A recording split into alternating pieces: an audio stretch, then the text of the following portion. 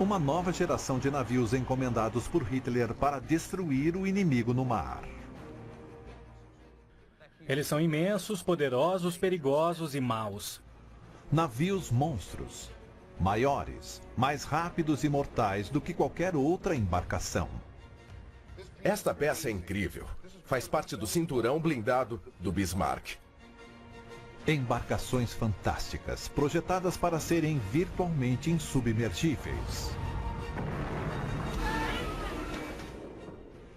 Que tipo de navio é esse que sobrevive a uma bomba que faz isso? É incrível.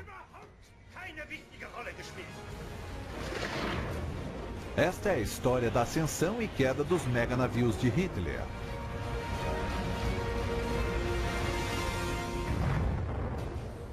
Os maiores projetos de construção da Segunda Guerra Mundial, ordenados por Hitler para garantir o domínio do mundo.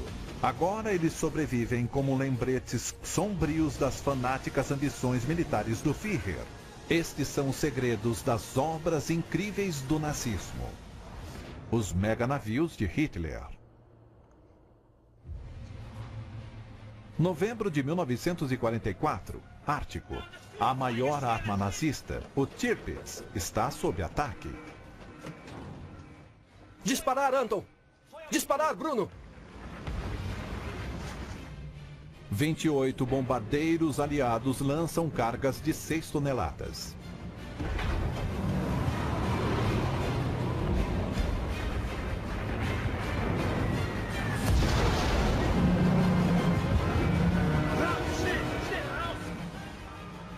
Os 1.700 homens a bordo contam com a engenharia deste enorme navio para salvar suas vidas. Os restos dessa batalha ainda jazem neste fiorde norueguês. Nossa! Esse é um pedaço de metal bem pesado. Só pode ter vindo do Tirpitz. É emocionante tocar nele. Num pedaço do navio que não existe mais. Esta é a prova física de que essa fera mitológica existiu. É uma maravilha. O arqueólogo de campos de batalha Dr. Tony Pollard está explorando o local do descanso final do Tirpitz. E pela primeira vez, câmeras documentais revelarão o que resta do meganavio de Hitler. Os restos do Tirpitz ainda estão no fundo deste fiord. Ele foi o último dos meganavios de Hitler. Mas mesmo sendo um navio solitário, ele impunha uma ameaça de peso aos ingleses. E a Marinha Real fez dele seu alvo número 1 e não se detinha diante de nada para caçá-lo. A história dos meganavios de Hitler começa mais de 4 anos antes do início da Segunda Guerra Mundial. Em 1935, a Alemanha nazista está em ascensão e Hitler tem planos para dominar o mundo. Ele está fortalecendo suas forças armadas, mas sua maior fraqueza está no mar. A marinha de Hitler é apenas uma fração do tamanho da de seus rivais europeus. As limitações ao tamanho da marinha alemã remontam ao Tratado de Versalhes de 1919, fim da Primeira Guerra, quando a máquina militar da Alemanha é maciçamente reduzida. O motivo disso é garantir que a Alemanha não fará a mesma coisa de novo. Mas claro, quando Hitler sobe ao poder em 1933, ele começa a violar esse acordo. E os aliados não têm poder para evitar tudo isso.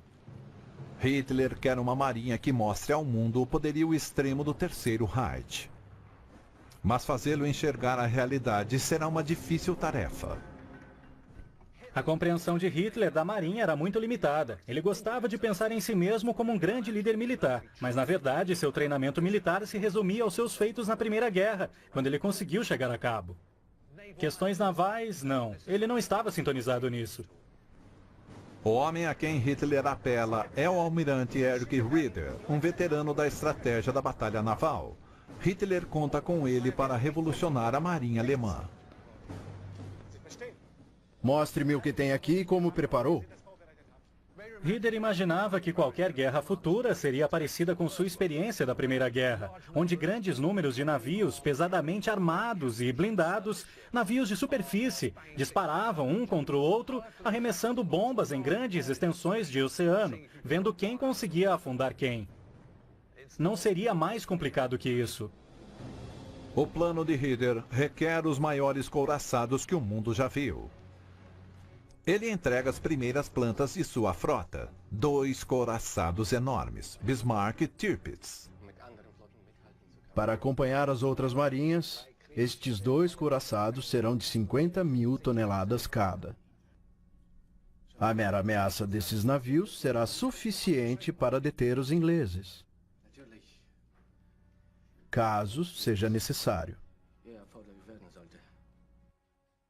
O Tirpitz e o Bismarck, 2 dos maiores couraçados que a Alemanha construiu na década de 1930, eram maiores do que qualquer coisa que os ingleses e os franceses tinham. Bismarck e Tirpitz são tão grandes que poucos estaleiros têm estrutura para construí-los. Um é o Blohm & Voss em Hamburgo.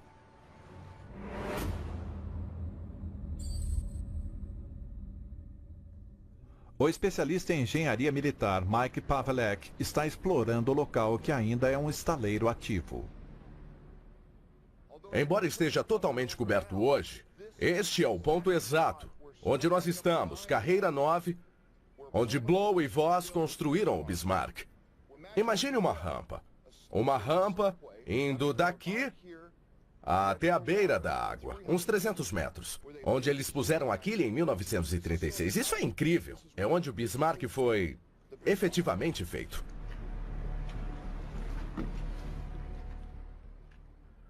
Uma verdadeira floresta de vigas de aço e gruas povoavam a rampa. Elas agiam como uma espécie de andaime enquanto peças eram trazidas para construir o navio. Algo bem parecido a um hangar aberto.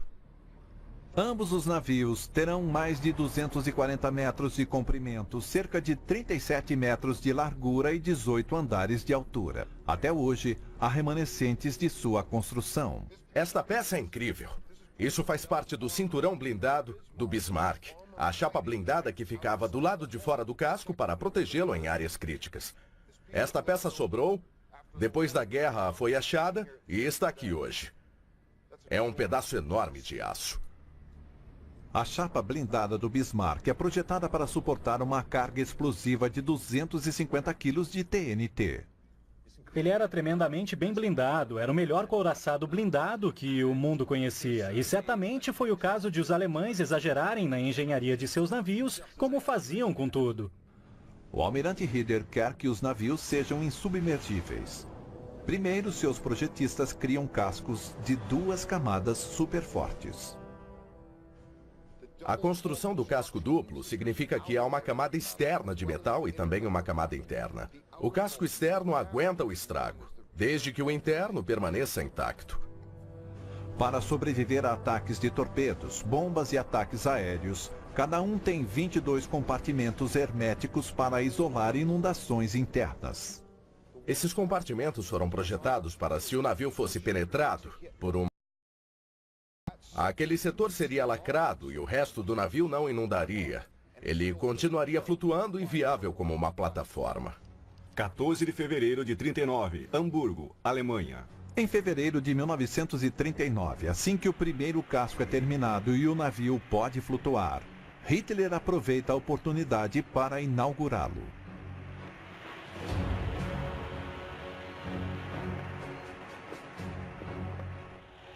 $60.000 espectadores comparecem para ver o batismo do primeiro meganavio de Hitler. Com este desejo ardente, o povo alemão recebe o novo couraçado Bismarck. Pelo comando do Führer e do chanceler, eu te batizo Bismarck.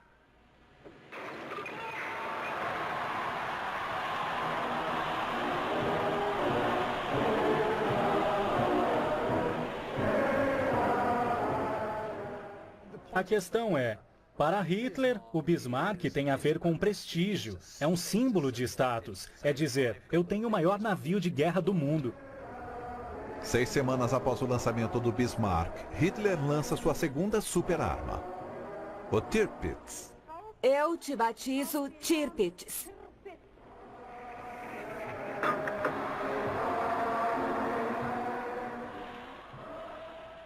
Quando Hitler olha para o Bismarck e o Tirpitz, ele vê uma imagem do próprio prestígio. Eles são imensos, poderosos, perigosos, maus. São uma projeção do poder e autoridade de Hitler. Os dois novos navios de Hitler estão na água. Logo estarão prontos para a guerra.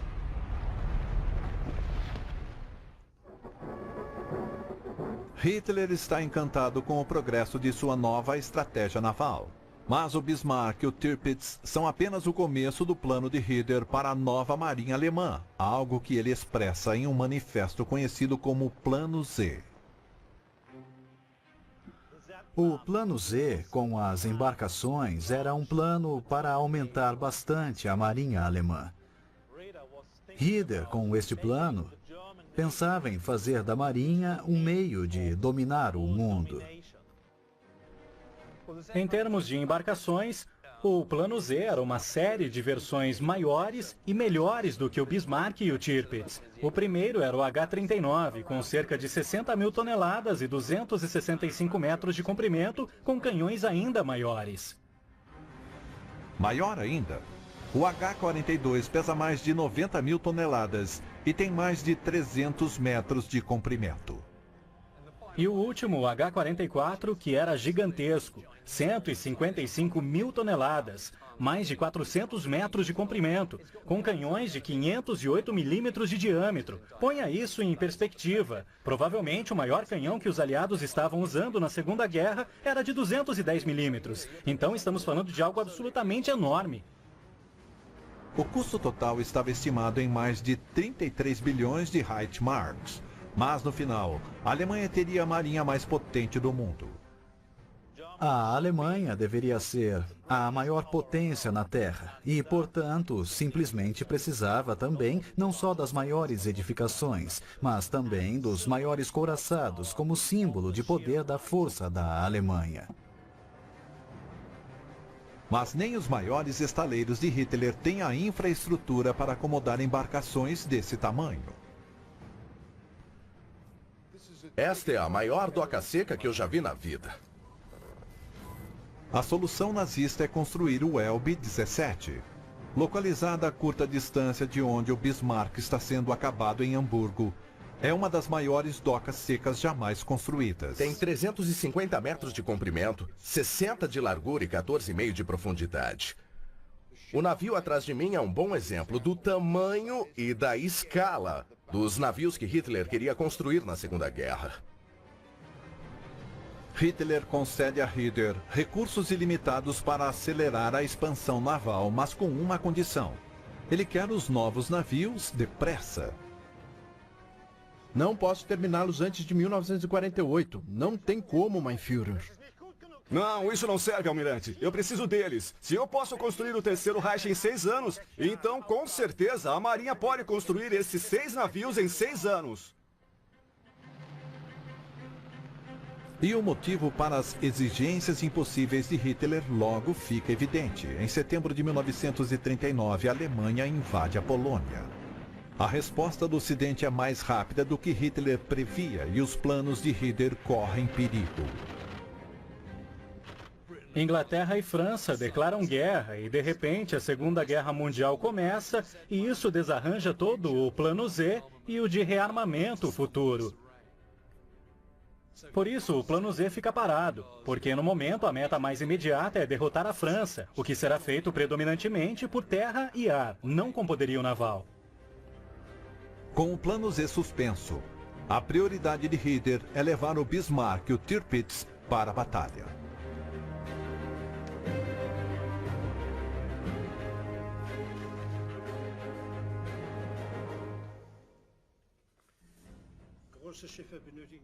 Navios grandes pedem canhões grandes.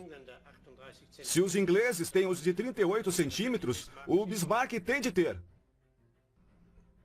Não podemos ter navios menores em qualquer aspecto. Hitler exigia canhões maiores por uma razão muito simples. Com isso, você pode superar seu inimigo. Então, se o inimigo pode disparar uma cápsula a 20 quilômetros e você 22, então você tem uma vantagem de 2 quilômetros para não ser atingido. Verão de 1940 e as batalhas terrestres de Hitler são um sucesso. A Alemanha nazista controla quase toda a Europa Ocidental. Boa notícia para Hitler: 10 meses após ser adiado, o Plano Z pode ser retomado. Sobrava apenas um inimigo da Alemanha na Europa, que era a Inglaterra, e como ela era uma potência naval, esta era a chance de Hitler para retomar seu Plano Z. Construir uma frota alemã grande e poderosa para pressionar a Inglaterra e então derrotá-la. Com mais de 80 couraçados e 500 U-boats, podemos derrotar qualquer marinha do mundo. América, Grã-Bretanha, Japão. Não estamos mais falando de 8 porta-aviões, estamos falando de 20, falamos de 80 acoraçados. O mundo parecia estar aos pés deles, eles estavam confiantes, animados em excesso, eram como crianças numa loja de doces. O Plano Z volta quando o primeiro mega navio de Hitler está pronto para ser lançado ao mar. A batalha pelo Atlântico começava a acontecer e, finalmente, o Bismarck estava pronto. Um couraçado imenso, o maior do mundo, com enorme poder de fogo. E também havia uma sensação de confiança de que ele sairia pelo Atlântico e causaria um impacto enorme. Em 18 de maio de 1941, o Bismarck parte em sua missão inaugural sob o comando do almirante Lütjens. Com o codinome Exercício Reno, sua tarefa é atacar os comboios que fornecem à Inglaterra os materiais essenciais para que ela continue a lutar. 23 de maio de 1941, Estreito da Dinamarca, Atlântico Norte. Quando Bismarck partiu, os ingleses estavam decididos a afundá-lo. E não só porque eles temiam seu potencial como arma, mas também porque sabiam que ganhariam prestígio se o afundassem. Logo, Bismarck está sendo perseguido por navios da Marinha Real, liderados pelo HMS Hood, o orgulho da frota britânica. Reportando ao comandante, navio pronto para a batalha.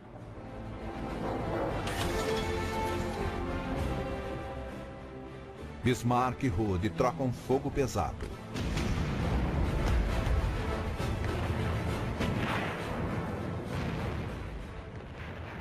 Este filme alemão mostra os enormes canhões de 381 milímetros do Bismarck disparando contra o Hood de uma distância de cerca de 15 quilômetros. O Bismarck afunda o Hood com um tiro direto. O HMS Hood possivelmente era o navio mais famoso da Marinha Real. Mas até que seus couraçados, que seus porta-aviões. Era o único navio que todos conheciam na Inglaterra.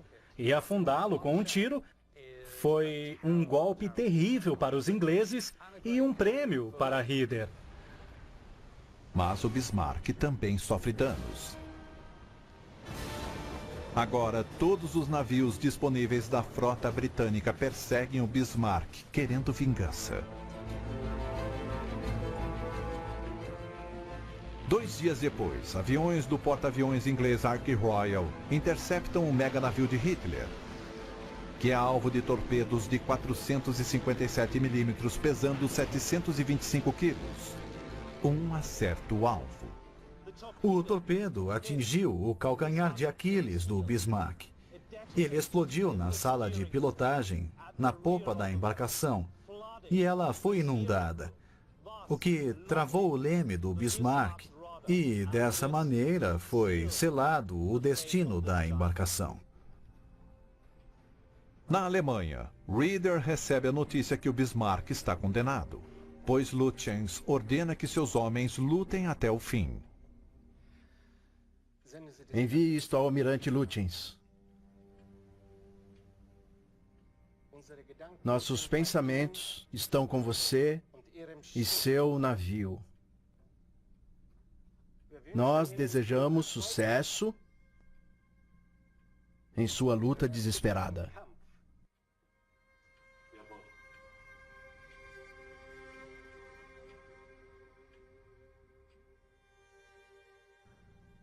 Encarando a perda certa do Bismarck, para Hitler a melhor opção era o navio afundar com a bandeira desfraldada, porque simplesmente era a única saída, melhor do que entregar a embarcação ao inimigo.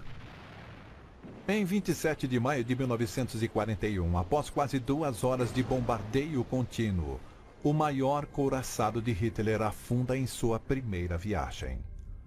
Quase 2.000 marinheiros são perdidos. Para Hitler, é um desastre de propaganda, e ele responsabiliza pessoalmente Raeder como chefe da marinha.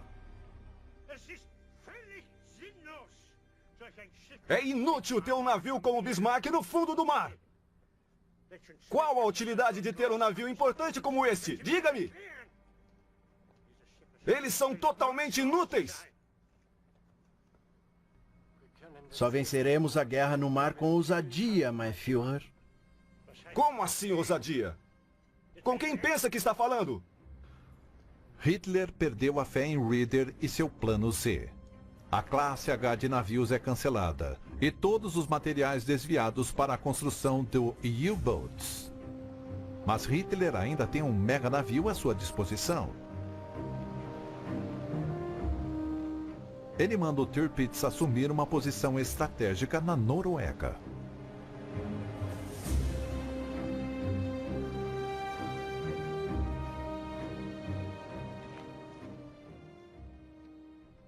A Noruega era importante para a Alemanha nazista por uma série de razões. Era um possível alvo para uma invasão aliada.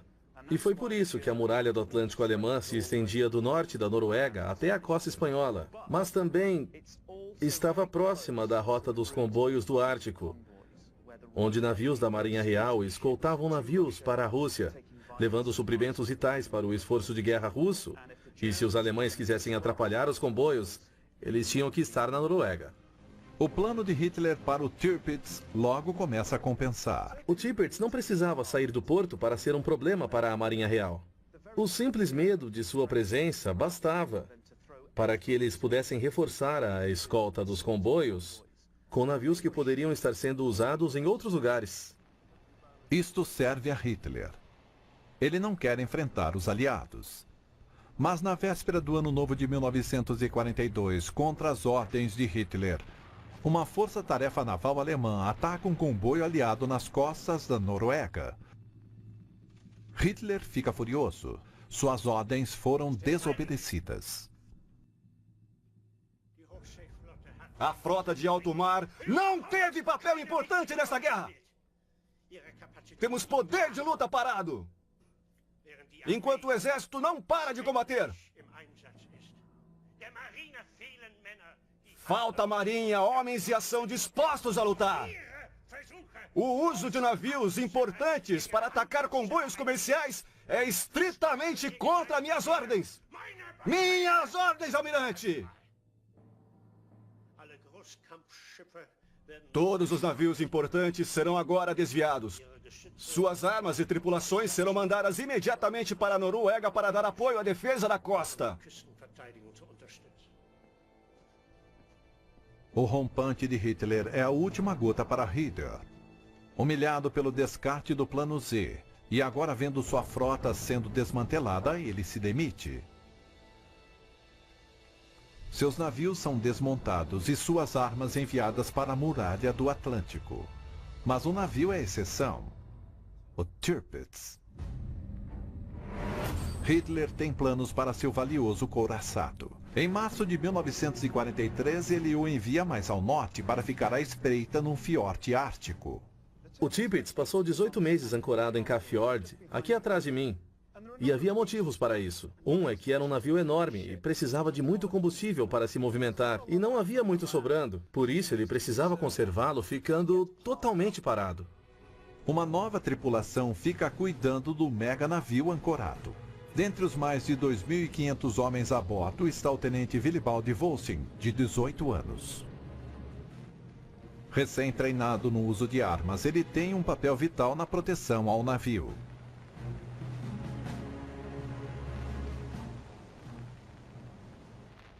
Em Kafjord, o Tirpitz está à espreita, como um dragão na toca. Ele aguarda para bater seus predadores e não terá de esperar muito. No verão de 1944, após a libertação de Leningrado e o bem-sucedido Dia D, a guerra está decididamente a favor dos aliados. Para o desconforto da tripulação do Tirpitz, os ingleses agora o têm como um alvo. Para o primeiro-ministro inglês Churchill, o Tirpitz passou a ter uma enorme importância. Ele o chamava de a besta, e não era somente caso de abatê-lo, por ser uma arma perigosa. Era caso de abatê-lo porque seria uma grande vitória psicológica e ele estava determinado a, fosse como fosse, igual ao Bismarck, o Tirpitz teria que ser afundado. O Tirpitz está tão bem defendido que o melhor modo de atacá-lo é pelo ar. Mas os nazistas criam uma tática defensiva revolucionária. Veja essas coisas, elas são incríveis. Parece um acampamento pré-histórico. Mas estas são as bases das máquinas geradoras de fumaça. E estas são as latas nas quais algum tipo de propulsor, esta coisa branca, é queimado. Isso bombeia nuvens de fumaça branca, densa. A ideia para os alemães era ocultar com elas o navio no fiord dos bombardeiros inimigos. Esse espaço, que é imenso, poderia ser preenchido pela fumaça em menos de 10 minutos. Mas há um problema. Tudo bem usar recipientes de fumaça e ficar cercado por uma nuvem enorme para seu inimigo não ver você. Mas o ruim é que você também não enxerga o inimigo. Para evitar ficarem cegos com a fumaça, os nazistas exploram o terreno irregular do lugar. O que os alemães fizeram então? Colocaram baterias antiaéreas nos penhascos, acima da fumaça. Assim podiam ver as aeronaves inimigas. E bem aqui está uma mureta circular irregular, feita de pedra. Mas em cima, vemos que tem concreto. Ou seja, as armas ficam numa base. E também podemos ver uma base aqui, nesse recesso circular. Mas aqui nesse ponto, a localização é ideal. Tem uma visão incrível naquela direção e naquela. Você via os bombardeiros inimigos chegando de longe.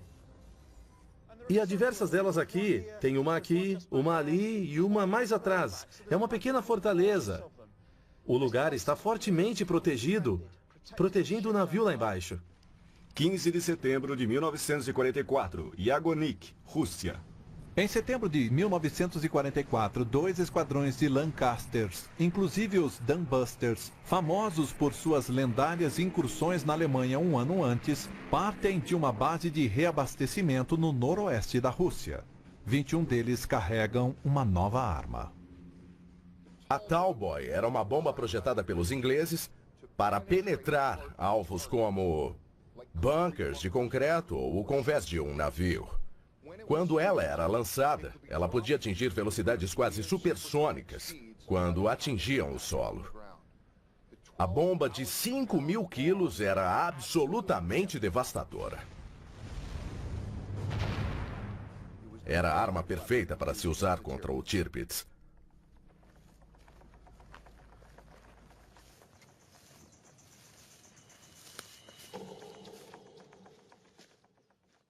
Nossa! Não tem erro. Isso só pode ser uma cratera de bomba.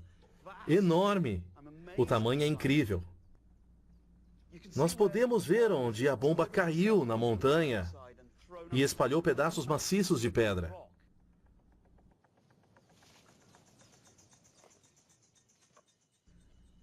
Nossa! Caramba! Nossa! Isso é um fragmento de bomba. E... quer saber? É o maior que eu já vi. É fenomenal. Espantoso. Olha o tamanho disso. Aço sólido. Veja. Ele se curva sob a rocha. E sua espessura é igual ao comprimento dos meus dedos. É de uma Talboy. Isso nos diz que a cratera foi feita por uma Talboy. E elas só foram usadas uma vez aqui, durante a Operação Paravane, em 15 de setembro de 1944. Que incrível! K-Fjord. No Tirpitz, as sirenes dão o sinal da aproximação de bombardeiros.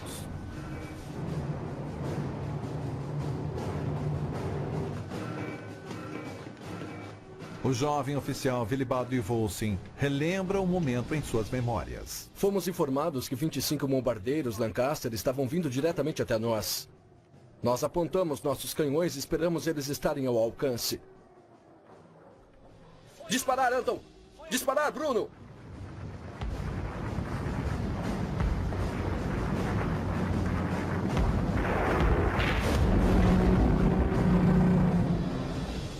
A fumaça usada como defesa enche o fiord e começa a encobrir o navio.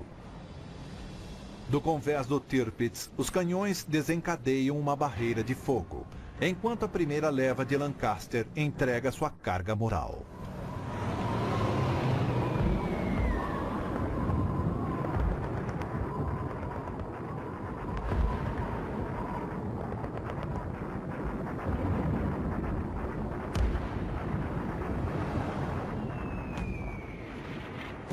Uma das 16 bombas Tauboy lançadas atinge diretamente o Tirpitz. Willibald Volsing se recorda do impacto. A bomba perfurou toda a frente do navio, mas ele continuou na superfície.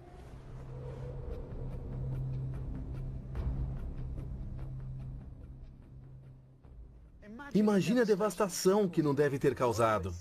Ela passou pelo convés e foi até o fundo, abrindo um buraco de 12 metros na lateral.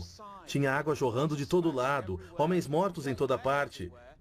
Mas o fato é que ele não afundou, só foi muito danificado. Que tipo de navio é esse que sobrevive a uma bomba que faz isso? É incrível. A fantástica engenharia do meganavio o salva.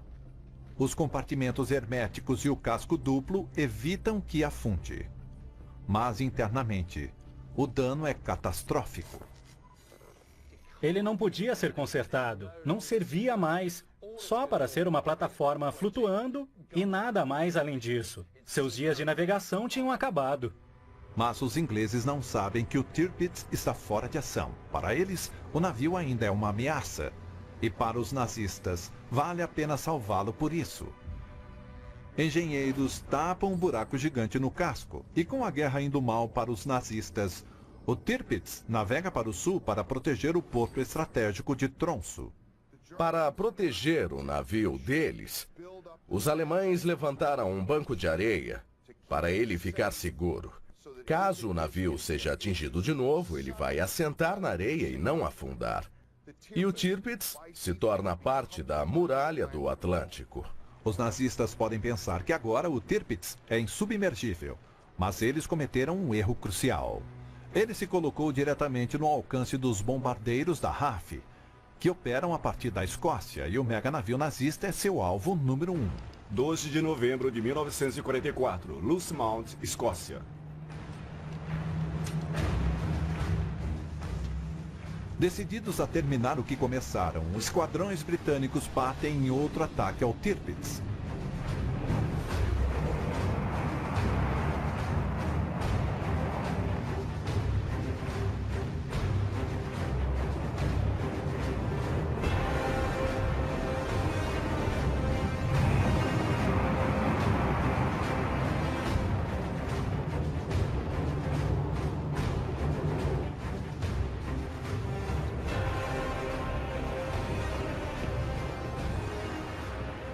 Na Noruega, os aviões são detectados e a tripulação do Tirpitz se prepara para reagir.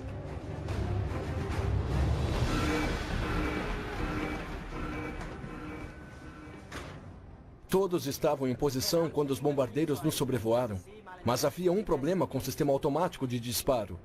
Não conseguimos rastrear os aviões com os canhões e erramos os tiros. Não abatemos uma aeronave sequer.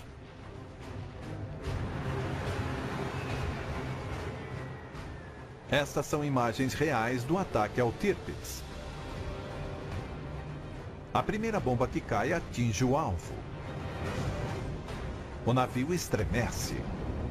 Em 90 segundos, 6 toneladas de bombas explodem no navio e ao seu redor. A bordo, o caos era total. As explosões ocorriam ao nosso redor. Ondas de choque das bombas explodindo no fiord fazem o Tirpitz inclinar de lado, desalojando-o do banco de areia protetor. A água começa a entrar e o Tirpitz tomba com 1.700 homens a bordo. O tenente Volsin é um das centenas de marinheiros presos dentro dele.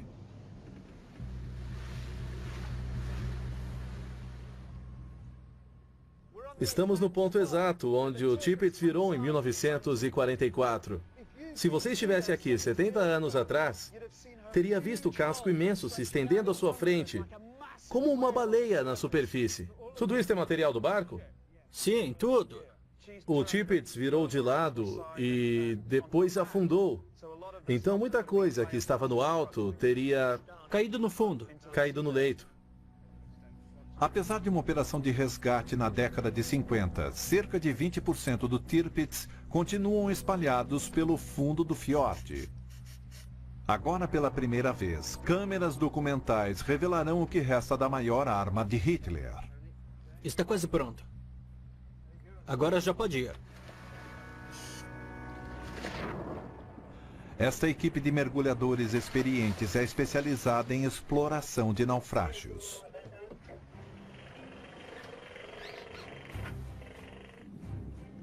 Hoje, nada será retirado dos restos do navio.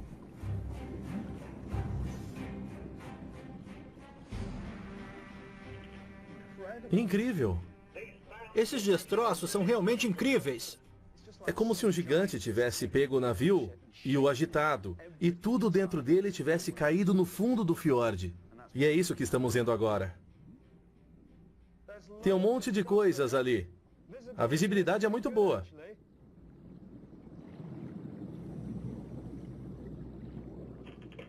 Este é um canhão antiaéreo de 20 milímetros. Estas são cápsulas com pavios, veja.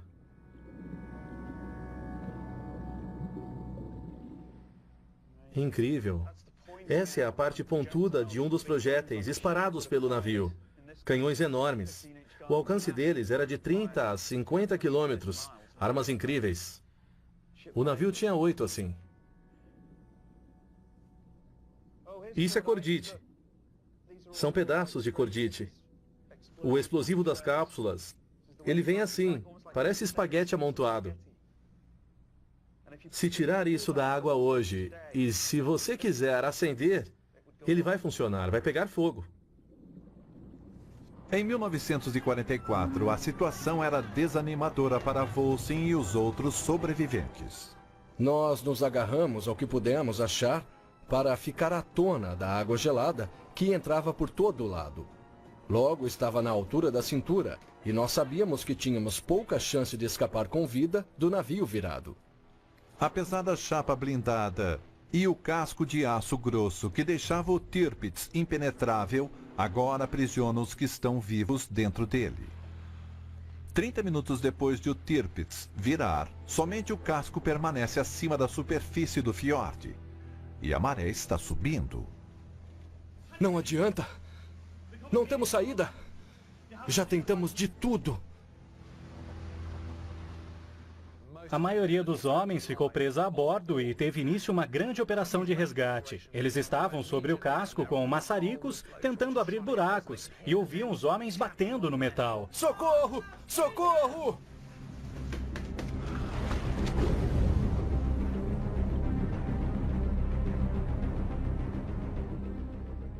Eu não fazia ideia que tinha tanto material aqui.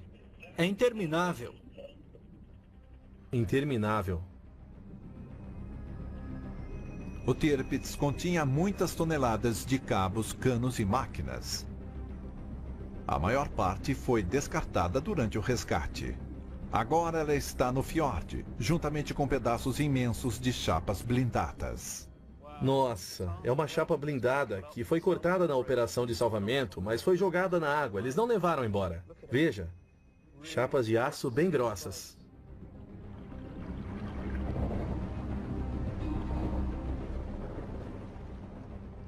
Cortar o aço era a única chance de salvar os homens presos lá dentro. Vamos sair dessa. Ei! Estamos aqui! Tem alguém aí? Socorro! Eles tentavam desesperadamente mandar sinais para os camaradas lá fora. Eles batiam contra as paredes do navio. Dos 1.700 membros da tripulação a bordo do Tirpitz, quase 1.000 morreram.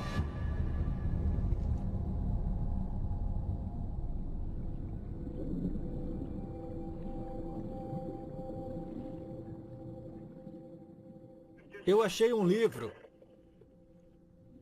Fantástico. É inacreditável.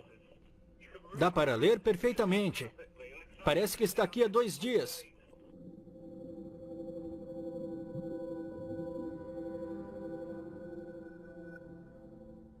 Dá para ler a palavra guerra.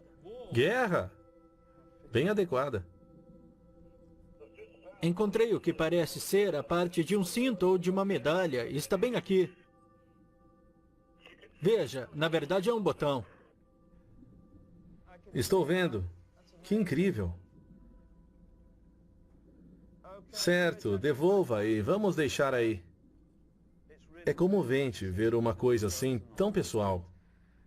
Mostra o lado humano dessa história. E eu acho que é muito fácil ser levado pela mecânica, pela engenharia, pela escala desta arma.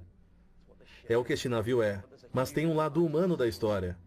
Relacionado a homens, indivíduos, pessoas, a vida e morte. E está tudo lá embaixo. Temos que respeitar isso. Esse naufrágio tem de ser preservado e lembrado, porque é um túmulo e um memorial. Em 12 de novembro de 1944, a missão de resgate adentrou à noite. Depressa! A água está subindo!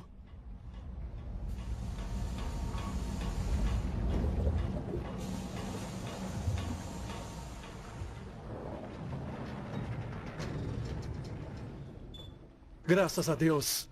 O tenente Volsing foi um dos 87 marinheiros resgatados. O naufrágio do Tirpitz marca o fim definitivo das aspirações navais de Hitler. No fim de 44, no oeste, os aliados estão avançando pela Europa. No leste, os soviéticos abrem caminho até Berlim. E agora os 2 meganavios de Hitler, símbolos de status do Terceiro Reich, estão submersos.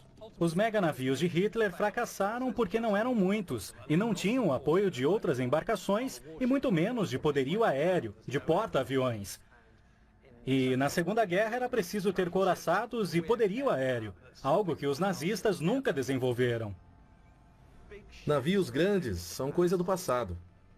A guerra foi dominada pelo poderio aéreo, por submarinos, e não é coincidência aviões terem tido um papel vital no afundamento de ambos os navios. Depois da guerra, o almirante Rieder foi condenado à prisão perpétua no julgamento em Nuremberg por violar o Tratado de Versalhes. Libertado por estar com a saúde fraca, ele morreu em 1960. Willibald Volsing retomou a vida civil na Alemanha. O naufrágio do Tirpitz põe fim à era dos meganavios nazistas. Nunca mais couraçados como esses dominarão os mares.